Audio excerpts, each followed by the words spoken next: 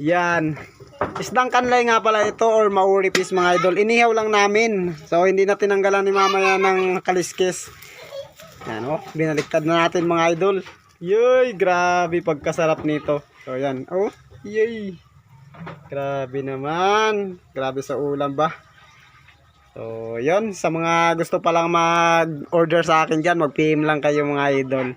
Sa personal account ko. Yun mga idol, luto na yung ating inihaw. Yan o, gawrin-surin yung taba. Tara, kain na tayo mga idol. Agoy, kisi-kisi na po ng baho ani, oh. Lantawa mga idol. Tapos yan ang sausawa natin, oh. Yan, may mga sili. Tapos yan, oh, bahaw. Agay, tapos yan, oh, yung nagawrin-surin na taba. Yay, grabe kalami.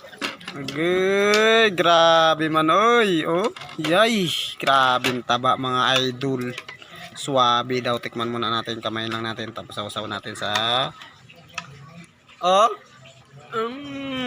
grabe kasarap, sariwa. Sarap talaga mga idol.